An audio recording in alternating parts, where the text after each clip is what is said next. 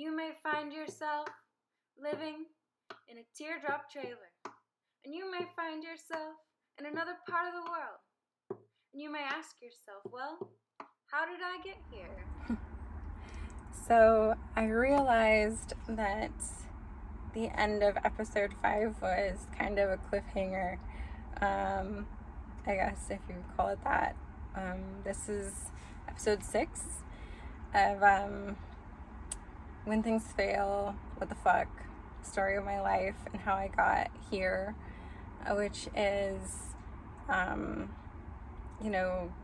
disabled, broke, pretty much homeless, in a teardrop trailer.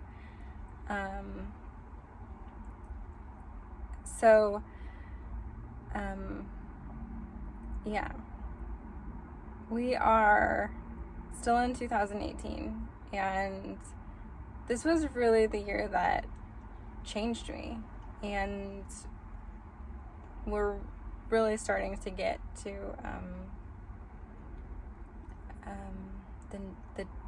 the darkness or the light or whatever, the good stuff, I guess, of the story. So,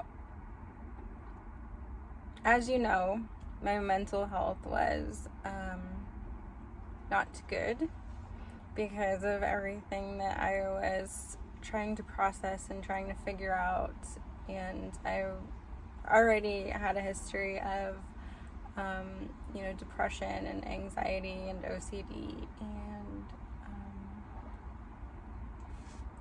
CPTSD, and so before I even got married, like I mentioned before, I had said if something happens, I won't be able to emotionally handle it. I know this. I never wanted to get in that much with somebody because I knew that, I would break if it broke. My sanity has already been tested. I have already used up, my level of stress that I'm allotted in life, and so when anything happens, little or especially big, I don't know how to deal with it. I can't deal with it. So my OCD brain is still going months later. What am I going to do? I can't live like this. I can't, just pretend that it didn't happen. I can't go back to how I felt, to how I trusted, because he was really the only person that I had ever fully 100% trusted, about everything, with everything.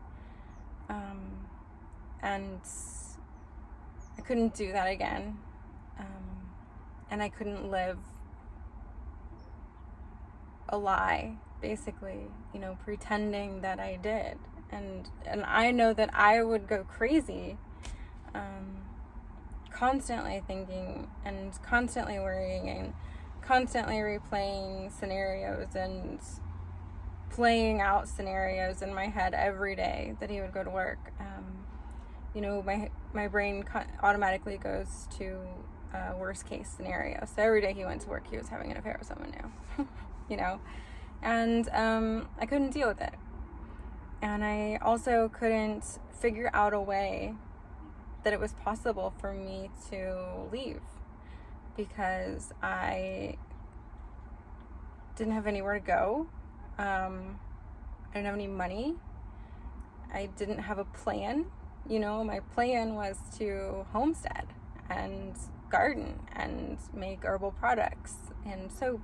And without my gardens and land and things, that was difficult. So one day, it was a spring day in southern Indiana, so it's drizzly, just kind of misty outside. Where we lived was damp anyway. Everything was really, really green. I remember that. It was chilly, but it wasn't cold. And I had my wedding dress, and our wedding was a blast. It was so much fun. And I think we each had too much fun. We barely even saw each other. And I felt pretty in it. So I put on my wedding dress, and I did my hair, and I did my makeup, and I did all of this really slowly in the mirror. And I remember just taking my time and being really at peace. Not really thinking about a lot. Not really feeling like I was there either. Just going through the motions and being at peace. And after I did this, he's at work. I had a lot of painkillers left over from my surgery that I had a couple months earlier, because I hated painkillers. That's why I had surgery, is because I had to be on painkillers, and I hated it. So I tried really hard to not take them at that time. So I took a lot of them, and I took a lot of my anxiety medication. And I remember being in a haze, like a really kind of like slow moving sort of I don't know how to describe it, but everything was moving slow motion, and everything was also bright and vibrant at the same time. And I was tired. I was ready to just lay down, and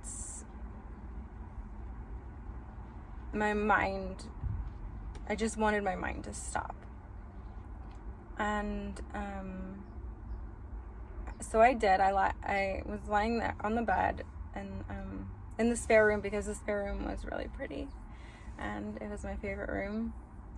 And I remembered Aldous Huxley, and how when he was on his deathbed, he wrote a letter to his wife, because he couldn't talk because of his cancer, that he wanted acid. And so I thought to myself, that's the way to go. Like, that's what I want. I want to experience beauty and really have my senses and my sensory gates, my perception open and clear when I go, really, really take it all in. And so I did have some mushrooms, and I got the strength to get up out of bed and get them. And like I said, everything was slow motion. I'm moving slowly, and I definitely was feeling that, I was going to be at peace. And so anyway, I ate the mushrooms and went back to bed. I went back to the bed in my wedding dress, all, done up, and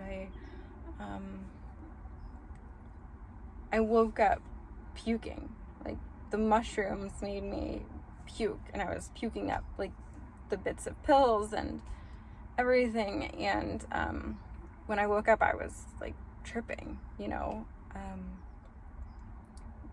and I remember my ex-husband coming home around that time, or my husband at the time, coming home around that time, and he was very confused about what was going on, and I didn't really say anything to him. I was just, for some reason, you know, I needed to go to the pine trees in the woods. That was my spot. I talked to the pine trees. They were like my elders, and it was, like I said, drizzling, rainy, and I just knew that that's where I needed to go. So I went out there and sat. I just sat. I don't know how long I was out there sitting. I don't know anything. But I do know that when I came back, I knew that I wasn't finished.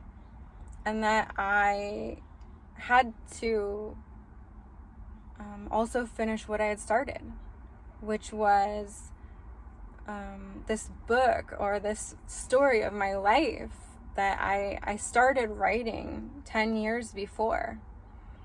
And it came to me that it was like, you have to get this out there. You're not finished until this is finished, and this isn't finished.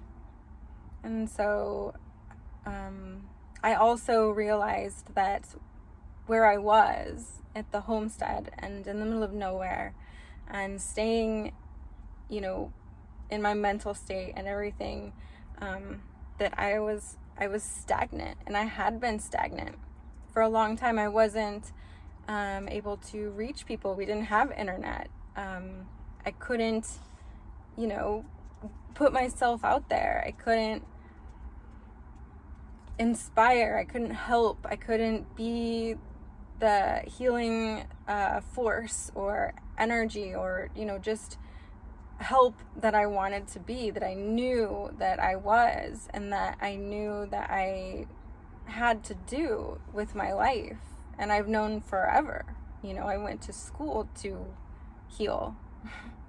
And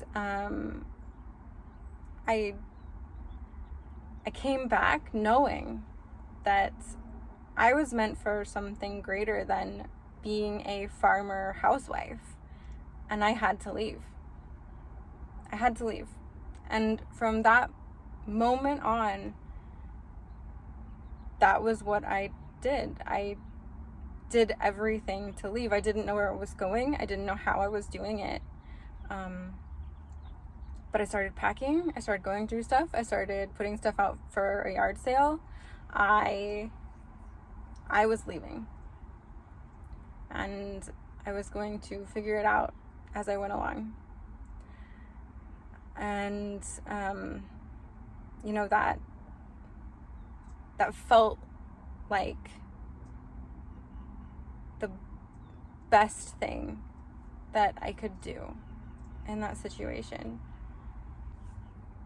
I knew after sitting with those trees in the rain,